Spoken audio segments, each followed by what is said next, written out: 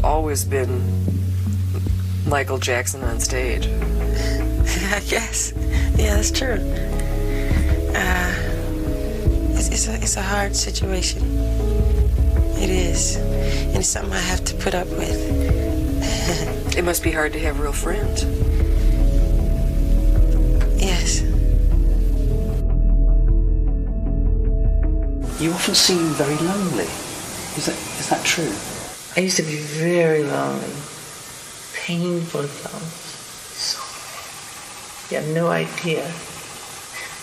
I used to walk the streets looking for people to talk to. When do you feel lonely? When do I feel lonely?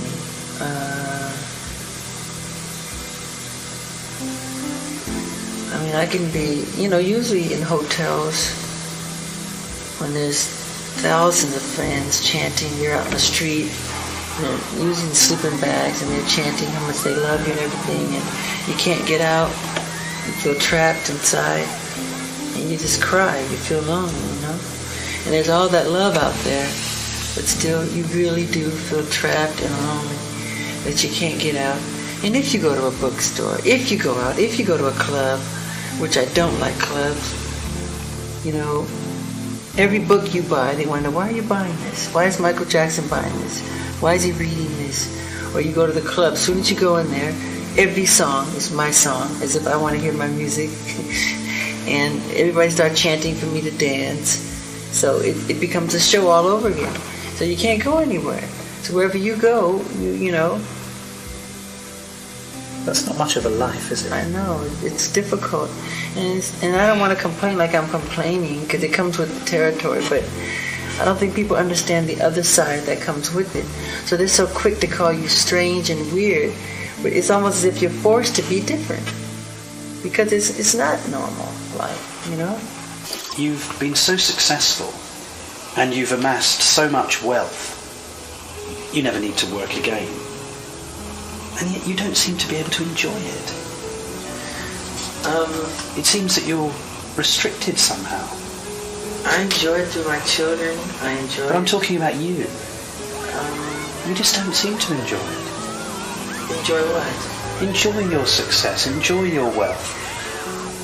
It's hard to, I can enjoy it behind my gates, but I can't go out and enjoy it because it becomes work all over again.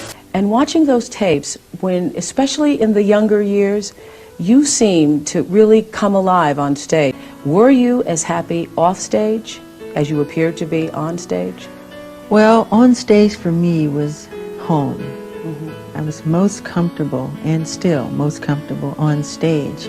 But once I got off stage, I was like very sad. Really? Yes. And sad from the beginning? Sad since it first started, since Lonely, sad, having to face with popularity and all of that. There were times when I had great times with my brothers, pillow fights and things, but I used to always cry from loneliness. You did? Yes. Beginning at what age? Oh, very little. 8, 9. When you all first became famous? Yes. So it wasn't what it appeared to be to the rest of the world. I mean, to all of us, we thought this was the most wonderful thing in the world. Who wouldn't have wanted that life? It is wonderful. There is a lot of wonderment in being famous. I mean, you travel the world and you see things, you meet people, you go places. It's great. But then there's the other side. There's, which I'm not complaining. There's lots of rehearsal, and you have to put a lot of your time. Give of yourself a lot. Weren't you surrounded by your family, by musicians, by people wanting to be your friend? You were an international superstar. How can you say you had no friends? Because those people spoke to me on a language, on another level, that was musical, that was entertainment. But to get away from that, to separate oneself from that, and to try to discover the fun things about life. I can do the normal things, go to the store and buy a piece of bread, a piece of candy or something. He can't do that. So that would cause you to become a recluse or to sort of be withdrawn. Do you not sometimes wish that you could go to the local store and Of course. buy yourself some food and come back, or go to a bar? Of course, I want to go to the market, like one of those markets, and take one of those carts and throw some food in there and go down the aisle. I would love to do that. Can you do that? No. Of course not. Of course not.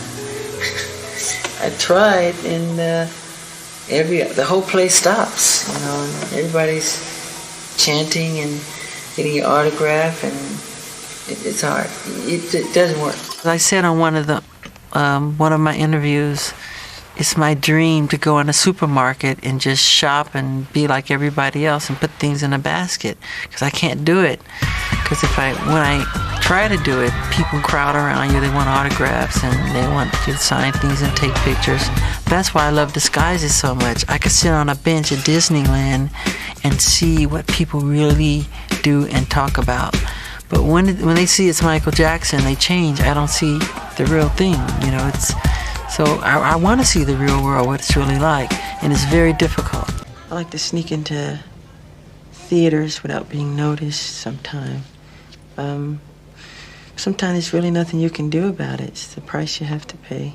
Well, I've heard sometimes you turn up in the most unexpected places to your friends dressed in that they don't even recognise you. I have incredible disguises.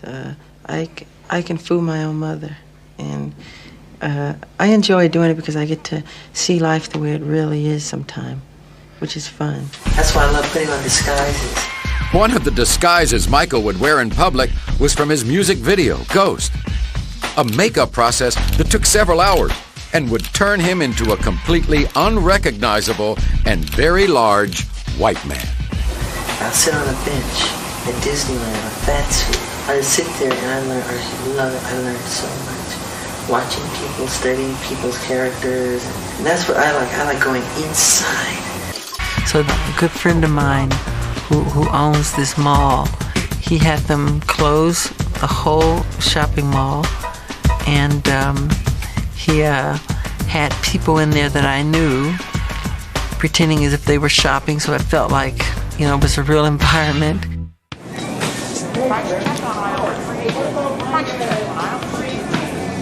Had my cousins dressed like they were bag boys, and I went shopping. It was great.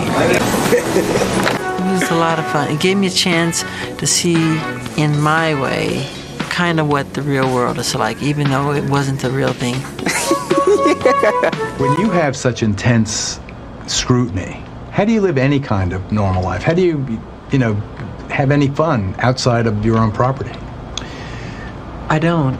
I go off property sometime, but not all the time. I create my world behind the gates, you know, because I can't go to the local movie theater down the street or the local park down the street or go pick up ice cream at the market, at the corner store. So you want to create that world behind the gates. And that's what I try and do. And it's not just for me if I could share with my family or friends or whoever I do. No? And that necessity for some privacy drives all these crazy rumors and speculation. So it's a difficult balancing act that you have to endure. Yes, it's part of what comes with celebrity. You know? But you're not complaining, are you? I don't. I try to, you know, rub it off. Not that I don't know what I'm the king of. King of getting shot at, maybe. No. King of journalism.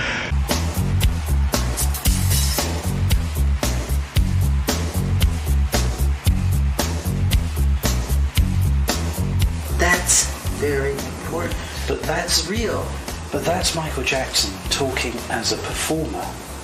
I love performing. But that's not. I wish I could sleep on stage. But that's not Michael Jackson the person.